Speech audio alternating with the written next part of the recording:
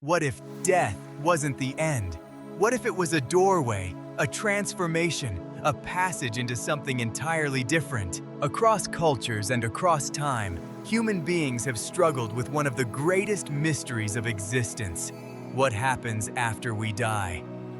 Tonight, we dive deep into ancient philosophies of the afterlife, rituals of death, and the belief that what we call the end may in fact be only the beginning. Imagine standing in the shadow of the great pyramids of Egypt. To the Egyptians, death was not a final breath. It was the moment the soul shed its earthly skin and embarked on the perilous journey through the Duat, the underworld. Here, every action of life was weighed, quite literally, against the feather of Ma'at, the goddess of truth and justice. If your heart was lighter than the feather, you could pass into the blissful fields of Aru. If not, your soul would be devoured by Aamit, a fearsome creature part lion, crocodile, and hippopotamus. Death, for the Egyptians, was not something to dread blindly. It was a test you could prepare for through rituals, mummification, and sacred spells inscribed in the Book of the Dead. They believed the body had to be preserved because it was a vessel for the soul's rebirth, and so elaborate embalming practices became acts of spiritual technology. Each amulet placed, each organ jar sealed, was a step in engineering the passage from mortality to eternity. Now picture yourself in the ancient city of Athens, where philosophers like Socrates and Plato debated the immortality of the soul. Socrates, facing his own death by poison, spoke calmly to his students. He believed death was not something to fear. It was either a dreamless sleep or the liberation of the soul from the prison of the body. Plato expanded this idea, teaching that the soul was eternal, passing through cycles of reincarnation, learning and purifying itself until it achieved the realm of perfect forms. For the Greeks, death was not a wall, but a horizon. The mysteries of Eleusis, sacred rites performed outside Athens, initiated participants into the secrets of life, death, and rebirth. What exactly happened there was kept secret, but those who experienced it swore they lost their fear of death forever. Imagine entering a dark chamber, participating in rituals with torches, chants, and sacred drink, emerging with a profound conviction that the soul lived on. Travel further east into the lush temples of India, where the smoke of incense rises and the chanting of mantras fills the air. In Hindu philosophy, death is transformation within the endless wheel of samsara, the cycle of birth, death, and rebirth. Karma, the law of moral cause and effect, determines where the soul will journey next. A virtuous life may lead to higher realms, even to moksha, or liberation, where the soul unites with the divine, free from the cycle of suffering. This was not abstract theory, but lived reality. Rituals like the cremation at the burning ghats of Varanasi, along the banks of the sacred Ganges, embody the belief that death is purification. Flames consuming the body are not seen as loss, but as release, setting the soul free to move on. Pilgrims still gather there today, believing that to die in Varanasi is to shortcut samsara and find liberation.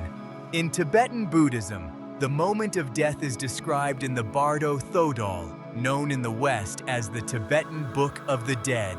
Imagine monks chanting over a body, guiding the consciousness of the deceased as it drifts between worlds for 49 days. The spirit is said to wander in the intermediate state, the Bardo, encountering visions, both terrifying and luminous. These are not just hallucinations.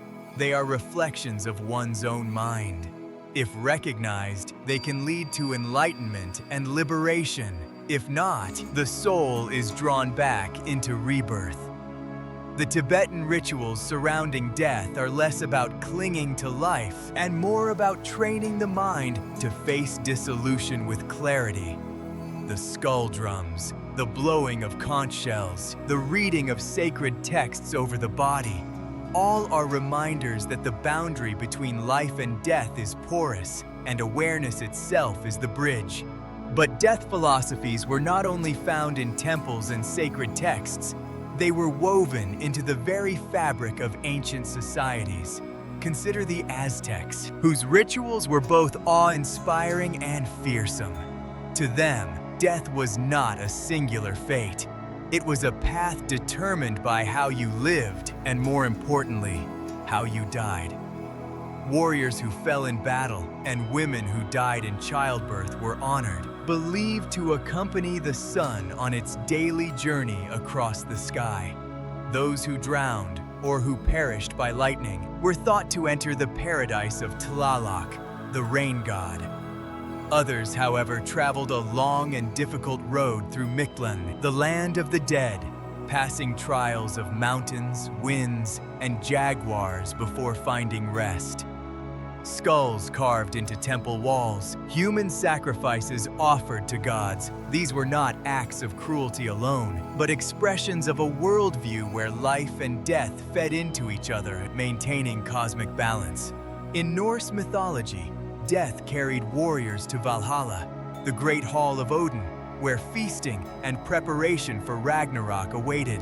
Imagine a long wooden hall, firelight flickering on shields and spears, warriors drinking mead as they awaited the final battle at the end of time.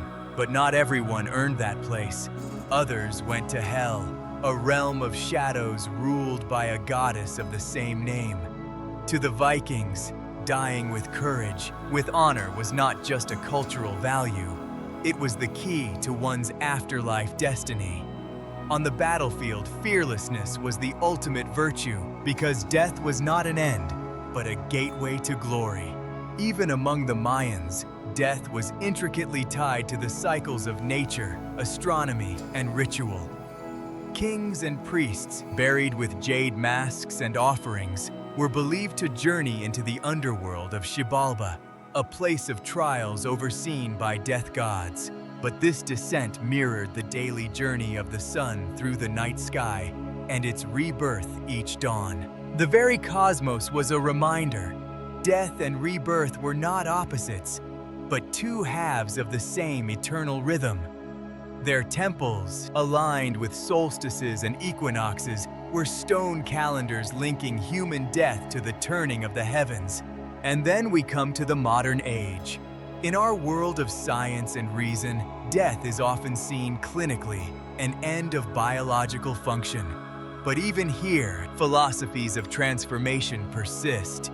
From near-death experiences where people describe tunnels of light and reunions with lost loved ones, to spiritual movements that merge ancient wisdom with modern psychology, the hunger for meaning beyond the grave remains powerful. Some scientists now study consciousness itself, questioning whether it can truly be reduced to brain activity. Is the mind simply a flicker of neurons, or something that survives? In the quiet testimonies of those who claim to have glimpsed the other side, we hear echoes of the same ancient voices. Death is not final. If you enjoyed this video, don't forget to hit the like button. It really helps the channel grow. Feel free to share it with a friend who loves a good mystery. And if you haven't already, please subscribe so you won't miss the next story. There's a lot more to uncover, and I'd love to have you along for the journey.